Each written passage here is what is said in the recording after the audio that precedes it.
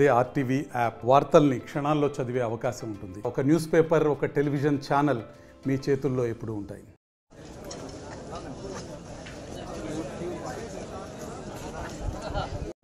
Online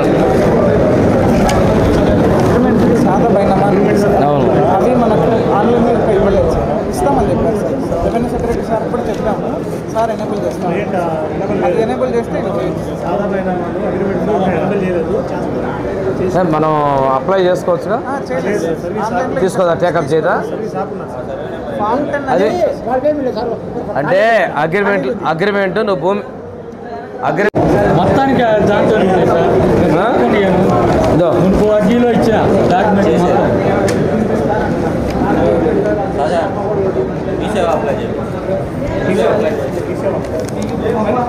అర్జీలో మొత్తం document నేను అసలు కాదు ఇద్దరు కల్పించింది.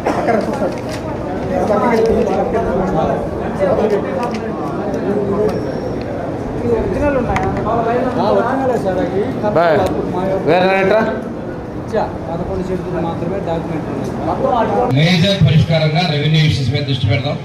మిగిలిన అన్ని వ్యాధ్యాలని కూడా నేను స్వయంగానే తీసుకొని వాటన్నిటి కూడా పరిష్కరించే విధంగా చర్యలు తీసుకున్నాం. ఎందుకంటే జటిలంగా ఉన్నటువంటి సమస్యల్లో భూముల సమస్యలు ఎక్కువగా ఉన్నాయి.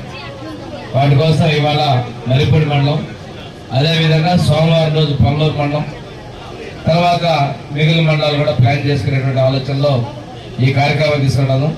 నిన్న తక్కువ సమయంలోనే మన అధికారులు కావచ్చు, ప్రజాప్రతినిధులు కావచ్చు, పార్టీ పరంగా వాళ్ళు కావచ్చు, అందరికీ కూడా సమాచారం ఇవ్వడం జరిగింది.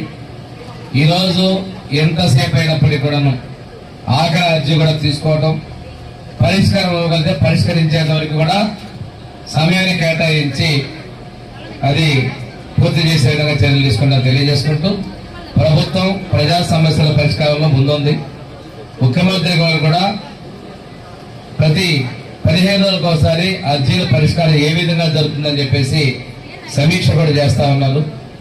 ప్రభుత్వం వచ్చిన తర్వాత మనం ఇచ్చేటువంటి ఎన్టీఆర్ భరోసా పెన్షన్ 4,000 రూపాయల దగ్గర నుంచి 15,000 రూపాయలు కావచ్చు, దీపం సిలిండర్ ఒకటి సంవత్సరానికి 3 గ్యాస్ సిలిండర్లు ఫ్రీగా ఇవ్వటం, దాంతోపాటు ఈరోజు మనం ఫ్రీ హోల్డ్ భూములకు సంబంధించినటువంటి సంక్లిష్టంగా ఉన్నటువంటి దాన్ని జీవన్ కూడా మనం రద్దుపరచడం, ఇలాంటివన్నిటి కూడా టైటిల్కి సంబంధించి కూడా రద్దు చేయటం, ఇవాళనే ముందు తీసుకుంటూ రాతున్నాం.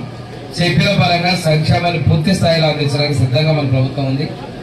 దానిలో ప్రధానంగా ఏదైతే ముందు మనం చెప్పామో సూపర్ 6 హామీలన్నిటి కూడా అమలు చేస్తూ, ఇళ్ల స్థలాలు కూడా ఇంతకుముందు మనం చెప్పిన విధంగా గ్రామీణ ప్రాంతాల్లో 3 సెంట్లు ఇచ్చేదానికి కూడా మన ప్రభుత్వం కట్టుబడిందని చెప్పి తెలియజేసుకుంటూ, ఈరోజు ప్రజలందరూ కూడా వచ్చినటువంటి సమస్యల్ని ఓపికగా ఇవ్వాలి, నెట్టుకోవద్దు.